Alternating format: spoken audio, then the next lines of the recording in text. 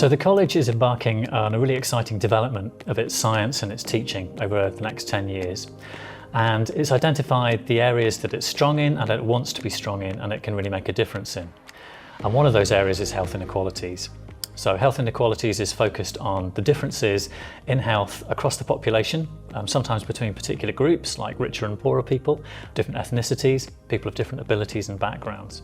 And it's our job to try to understand what causes those inequalities, but most importantly, what the science that we do here at the University of Glasgow can do to tackle them. One of the key things we're trying to do is to try and understand more about health inequalities, what causes them and what the consequences are. But increasingly we need to work out how to tackle them. And I think over the last several decades we've become quite good at understanding the causes and consequences of health inequalities, but we've been less good at tackling them. And I think that's one of the challenges we're trying to tackle over the next 10 years. So inequalities occur at all levels, from kind of local right up to global. So actually inequalities is a theme that's relevant at all scales right around the planet. Some of the drivers of inequalities are global things, the global economy, for example, and increasingly global environmental change. So a lot of the problems that we face as a planet are directly relevant to health inequalities. So the health challenges that are faced within societies and between societies are changing. Now in low and middle income countries, we have non-communicable diseases are the major causes of death. And one of the things that we know is, although the potential mechanisms of disease might be similar, the solutions in these different contexts might be different. So I think one of the key things that we need to do is try and understand what the solutions are in high income countries like the UK, but also what the solutions are in other countries, and they might not be the same. Why is it important to tackle health inequalities? Well, the first and major reason is that they are morally unacceptable. It's deeply unfair that people in particular situations or circumstances or with particular characteristics experience much worse health or greater risk of poor health than other people through no fault of their own. So a great example of this is children, for example. So children in the UK from deprived backgrounds are much more likely to be killed or seriously injured in road accidents than children from more advantaged backgrounds. And obviously the children aren't doing the driving, it's not their fault. And often the children from deprived backgrounds are in families that don't even own a car. So that's a really great example of something that's deeply unfair and needs to be tackled. Another reason why it's important to tackle it now is it's getting worse. So health inequalities are widening. So whatever we're doing now is not working. So however bad the situation is now, if we don't do something over the next decade, it's going to be even worse. So we need to tackle it now. We know an awful lot about the causes of health inequalities, and we understand that the drivers of inequalities happen at wide societal level. The economy matters, culture and society matter, but also processes that go on in your body at a molecular level, within cells, your organ systems. I think one of the great things about the University of Glasgow is we've got people with expertise across the whole spectrum. We've got people that understand political science and the big societal factors, and we've got people that look at genes and molecules.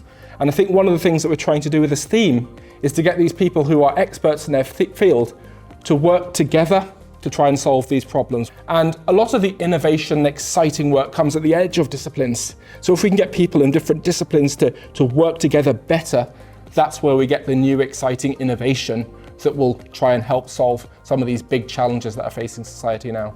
One of the key things that we need to do is to step outside the university. So we can't solve these problems by just talking to ourselves in our lovely buildings.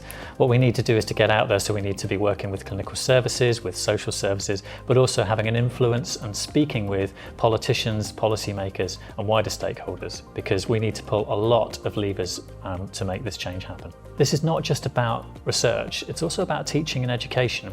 And one of the aims of our theme is to weave an awareness of these issues and an understanding of them into people doing courses who might not have encountered these issues in the previous version of their education. So lab scientists, for example, working on molecules might not have really thought about population level inequalities before.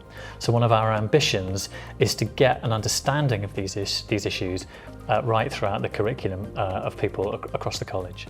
How far do we need to go in reducing inequalities is a question I get asked quite a lot. Are we looking for everybody to have exactly the same lifespan, have exactly the same number of years on Earth? And no, we're not. But what we're looking to do as a starting point is to reduce the widening of these gaps. That would be a great starting point to stabilise the situation. And then get into a situation where people's health and well-being is much less dependent on circumstances that are outside their own control. That would be a marker of success for me. Yeah, I think it's profoundly unfair that people, because of their circumstances, will develop diseases that affluent people develop in their 70s and 80s, in their 40s and 50s and 60s. And so what I would like to see is a situation where people are not developing these diseases which limit their life in the years that should be the prime of their life.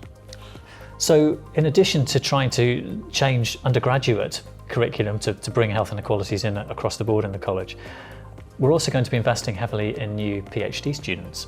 And this is a great opportunity because when studentships are created, you bring together the student who's innovative and keen, but also the supervisory team. And if we can get the supervisory team with different disciplinary perspectives, that's a much, much richer perspective for the student.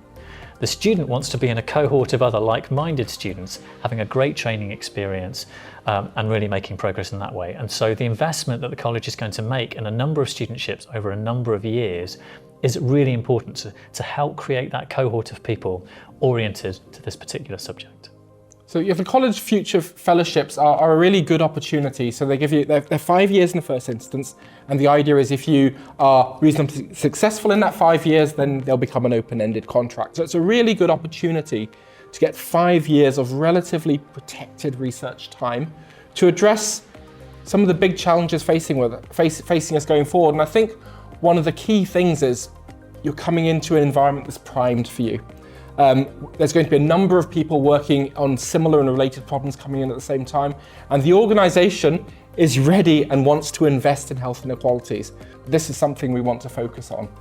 And I think with that and the people we have working together, I think we've got the potential to do some really, really exciting, important work over the next 10 years.